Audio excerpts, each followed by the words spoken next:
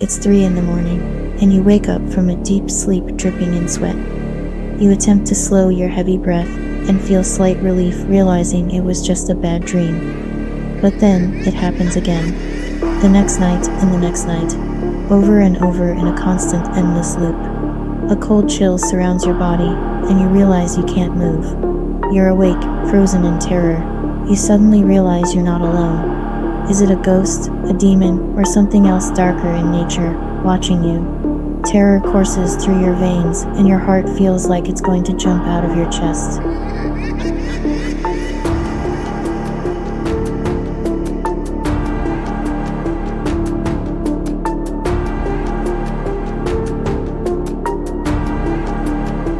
Before Hollywood turned their ghost stories into blockbuster movies, Ed and Lorraine Warren made a name for themselves by investigating cases of paranormal hauntings and happenings.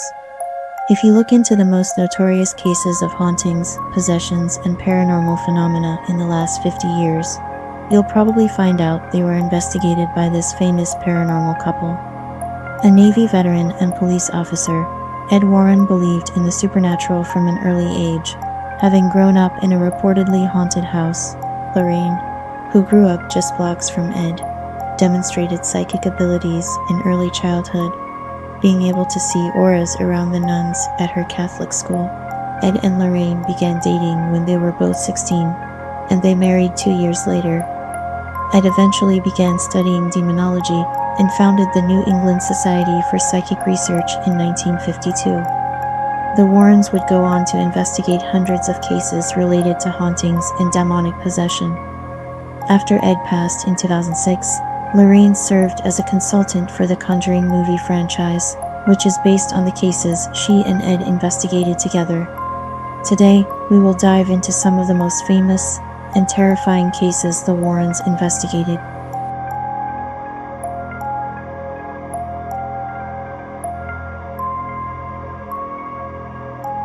One of the most bizarre cases ever investigated by Ed and Lorraine Warren occurred in Essex, England. Bill Ramsey knew he was different at age 9 when, after a cold chill came over him, he became so filled with rage, he ripped a fence post out of the ground and began to chew it. All he could think about in the moment were wolves. Ramsey's childhood outburst seemed like an isolated incident until the 1980s, when he began growling, baring his teeth, and biting people including cops. Medical tests showed nothing wrong with Ramsey, either physically or mentally. It seemed like there was no way to help him. Enter Ed and Lorraine Warren. The Warrens were visiting London when Lorraine saw Ramsey's case discussed on a television program. She remembered thinking at the time, "Something inside of me told me I could help him." Lorraine confessed that she took solving the case to an extreme, buying expensive film footage of Ramsey, while Ed thought the case was outlandish. "A werewolf in London, who would believe it?" he stated in a later interview. Lorraine believed Ramsey was possessed by a demon, which caused him to behave like a werewolf. The Warrens were able to convince Ramsey to undergo an exorcism, which was filmed, and showed Ramsey exhibiting wolf-like behavior. Both the Warrens and Ramsey believed the 1989 exorcism to be successful, as Ramsey never exhibited the aberrant behavior again.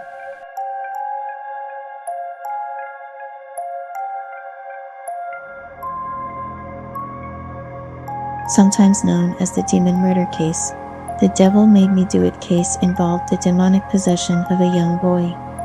The Warrens were initially called in to investigate when 11-year-old David Glatzel began showing signs of demonic possession. As Lorraine described in an interview, one minute David would be intently drawing at the kitchen table, and in the next moment he was no longer an 11-year-old boy. Lorraine saw a black mist form next to David, indicating the presence of a demon. Ed and Lorraine called in the Catholic Church.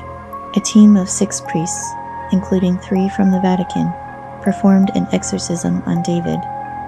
Although the demon did leave David's body, something is said to have gone terribly wrong. Arnshine Johnson was the boyfriend of David's older sister, Debbie, and considered by those around him to be the all-American boy. He was present for David's exorcism, and he challenged the demon to leave David's body, and come into his own. According to Johnson and the Warrens, the demon did just that. When you challenge the demonic, it doesn't act at that particular given time.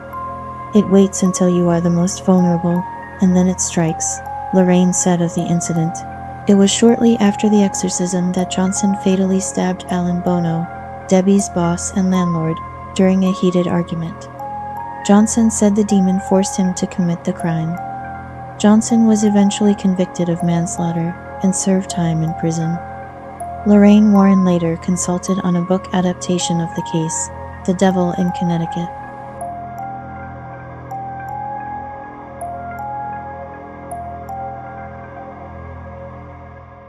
Despite what Hollywood interpretations would have you believe, the real Annabelle was an antique rag doll that any child might own. Perhaps the innocent nature of the doll makes the case surrounding it all the more unsettling. The doll had been given to a young woman named Donna, who began to notice the doll moving throughout her apartment. Donna's roommate Angie also noticed Annabelle moving, and the two called in a medium who said the spirit of a young girl was attached to the doll. Lou, a friend of Donna and Angie, thought there was something evil about the doll, but the medium insisted the young girl's spirit felt safe with Donna and Angie. Lou awakened from a deep sleep one night to find Annabelle crawling onto this bed and attempting to strangle him. As Annabelle became increasingly aggressive, Donna and Angie called in the Warrens to investigate the case. The Warrens confirmed a demon was manipulating Annabelle, and that the demon would have taken a human as its host within 2 to 3 weeks based on the stages of demonic possession. An exorcism was performed on the doll, and the Warrens proceeded to take it back to their home in Connecticut. Once in the Warrens' care, Annabelle began moving about their house, even after being put in a locked room. The Warrens eventually had a special case made for Annabelle that featured 3 crosses, and had holy water in the wood stain. Annabelle became part of the Warrens' occult museum. During a tour of the museum, Lorraine pointed to Annabelle and said, "This is the worst thing in here," and refused to look directly at the doll. Annabelle is sometimes said to move in her case. One man reportedly perished in a motorcycle accident shortly after visiting the Warrens' museum and mocking Annabelle.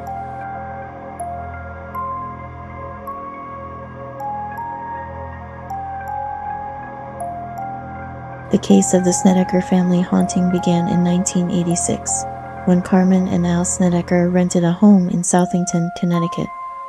They moved in order to be close to a hospital at which the family's oldest son was undergoing treatment for Hodgkin's lymphoma. The house seemed perfect for the family until move-in day, when they discovered it had been a funeral home, and the basement bedroom reserved for their 2 sons had been part of the mortuary. The family began hearing voices, and the children saw apparitions throughout the house. The family even reported being physically attacked by demonic forces. Without the option to move due to financial constraints, the family contacted Ed and Lorraine Warren for support. The Warrens spent many nights at the Snedeker home and confirmed the hauntings. Ed even watched as the lift mechanism that brought caskets from the basement to the main floor moved on its own. Lorraine vividly remembered the first time she entered the house, stating, "As soon as I walked into the first room, it was just an overwhelmingly bad feeling. I had a feeling of fear."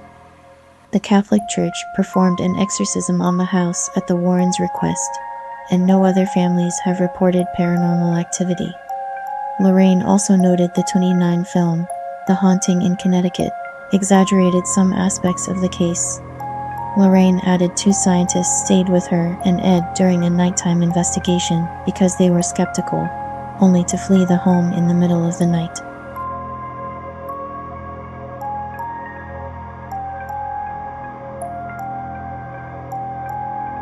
Jack and Janet Smurl spent years dealing with an increasingly powerful supernatural force before the Warrens came to investigate in 1985. The Smurl case is unique because it spanned over a decade, and the hauntings affected the entire family, though Jack seemed to be the primary target. The haunting in the family's Pennsylvania duplex began with disembodied voices and rappings on the wall, but soon turned into full-fledged attacks on the family.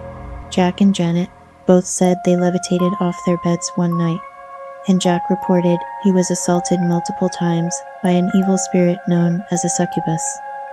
The family dog was also attacked, and a chandelier fell and nearly took the life of one of the Smurl children, despite the fixture being bolted into a support beam. As the Warrens made their way through the home, Lorraine came to the conclusion there were 4 evil spirits, including a powerful demon. There was no doubt whatsoever in my mind that what this family was experiencing was sheer terror being brought about through the ghost syndrome, Lorraine said after her first visit to the Smurl home. It took 4 exorcisms to fully weaken and vanquish the evil spirits, and the Smurls reported no paranormal activity after the 4th exorcism.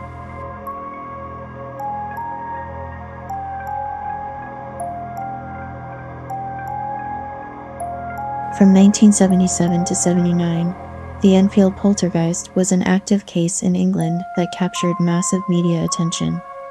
The Hodgson family, who rented their home in Enfield, reported large pieces of furniture moving on their own.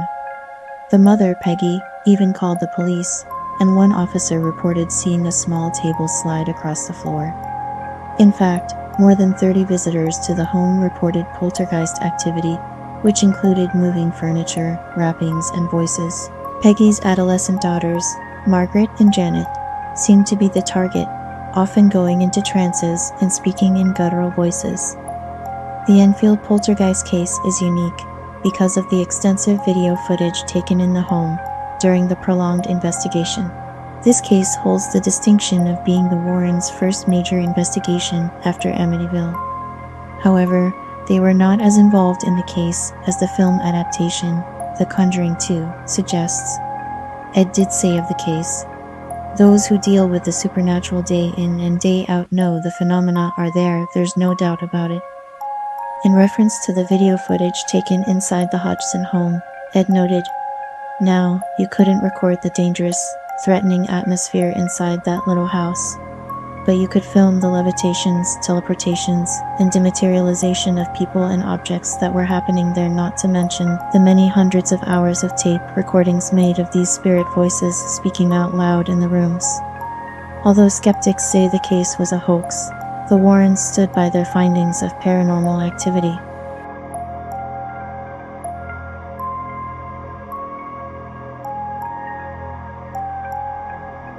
The White Lady of Union Cemetery is probably one of the most famous hauntings in Connecticut lore, with multiple reports of drivers seeing a woman in white wandering through the cemetery and walking along the highway.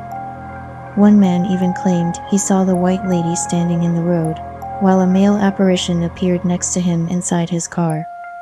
The man, Rod Vexey, even appeared on television with the Warrens to discuss his encounter. Ed himself became so obsessed with the haunting, he went on stakeouts in the cemetery for 7 nights straight, in order to see the White Lady with his own eyes. "I could hear what sounded like a woman weeping," Ed said in an interview. "I could see all these ghost lights forming into a figure." He said that figure became the White Lady, but that other shadow ghosts appeared around her as he got closer, and that the whole ordeal was caught on video. The video was never released to the public, but Ed noted it was a moment he'd waited his whole life to witness.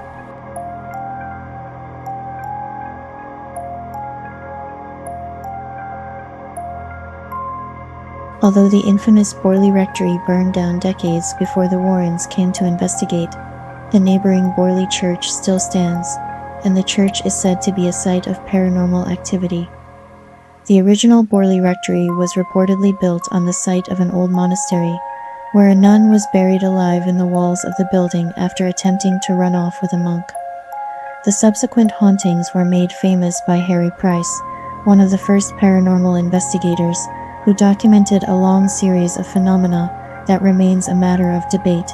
Ed had been interested in the case since reading Harry Price's famous book, The Most Haunted House in England, while serving in the Navy during WW2. Beginning in 1976, the Warrens made over 24 trips to the site of the Borley Rectory and Church. Lorraine described their first visit to Borley as a phenomenal experience. She explained that during the visit, a skeptical reporter began feeling ill and couldn't breathe. Later that night, Lorraine and the reporter listened to a tape recording of the event, where a disembodied female voice could be heard saying, hit him, repeatedly. Lorraine theorized it could have been the spirit of the nun who had been buried alive. The Warrens also reported they captured a ghost photo of a monk inside the church during one of their many investigations.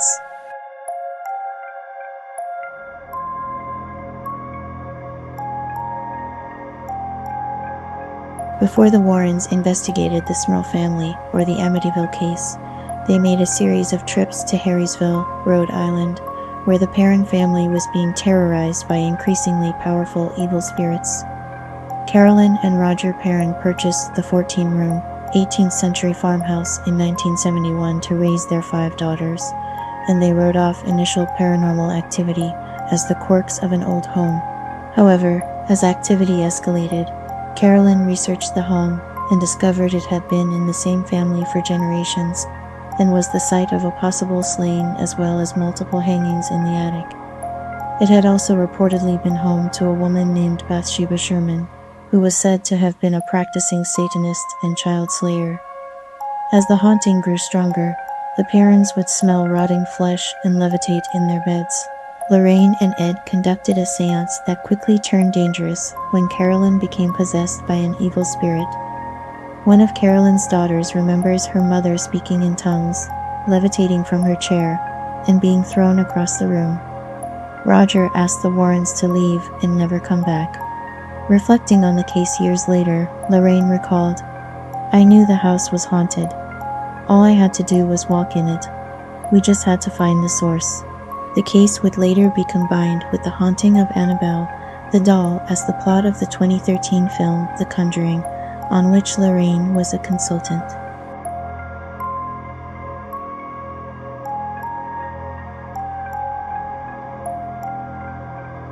Perhaps the most well-known case to be investigated by Ed and Lorraine Warren was the haunting in Amityville, Long Island, in 1975. George and Kathy Lutz fled their home in Amityville, New York, claiming there were demonic entities in the home.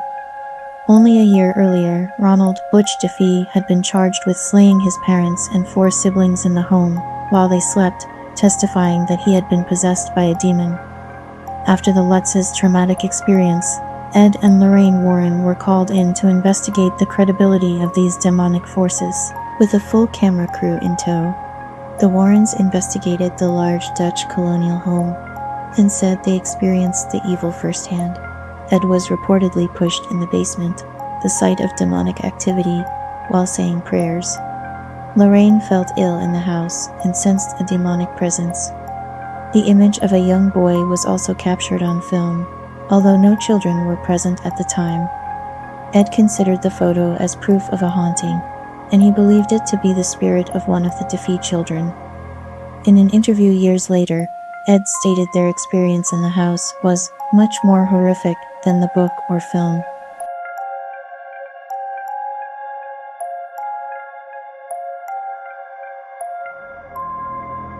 California housewife Deborah Moffat was stunned the first time she witnessed the various supports going on in her home. The mysterious and unseen force would paranormally transport many household objects, in particular razor-sharp kitchen knives, to rooms all over her house. Before long, Deborah and her husband were receiving mysterious messages written on their mirrors in soap. Surmising that all of this was the work of a ghost, Debbie cheerfully named it Mr. Entity. As the months went by, Mr. Entity became more and more aggressive, even going so far as to stab butcher knives straight up into the seats of chairs. Frightened by the upfront attempted violence, Debbie reached to various mediums who were chased off by the threat of death by Mr. Entity. She employed the help of the infamous witch, Dr. Evelyn Paglini, whom Mr. Entity mocked in many mirror writings and discounted her reputed occult skills. Even a Native American medicine man was brought in to assist. Finally, in the early 90s, after 5 years, Deborah got a visit from Ed and Lorraine Warren. She instructed them that the attic was the area of the house that Mr. Entity dwelled.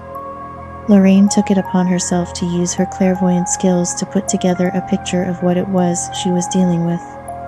Moments after attempting a rather informal seance, Lorraine reappeared disheveled and exclaimed aloud, "Oh, Ed, this is ancient. It's very old and very ancient." Mr. Entity's calling card on the mirror was an Iblis, which is a crude triangle drawn with a tail hanging out of it. It was found to be related to the jinn, a very old Middle Eastern demonic entity. Given the time, circumstances, and foreign nature, the Warrens were not able to clear the home, but were able to help facilitate Debbie and her family in finally ridding themselves of what haunted them to no end. The Warrens remain an icon in the paranormal and supernatural community to this day. Some claim they were fraudsters, while others say they were in fact completely true in what they did and said. The Warrens drew a legion of critics who disputed the allegedly scientific nature of their investigations. Dr. Stephen Novella, an assistant professor of neurology at the Yale School of Medicine, argued that paranormalists such as the Warrens can exacerbate the problems of people whose belief in the supernatural may actually be rooted in mental illness. With Lorraine's passing in April 2019, many are looking back on the legacy left by the couple and their contributions to ghost hunting and demonology. Whatever the case may be, they will surely not be forgotten. What are your thoughts on the Warrens? Do you believe they paved the way for the paranormal community, or were they playing with the minds of the innocent? Leave your comments below and let me know what you think.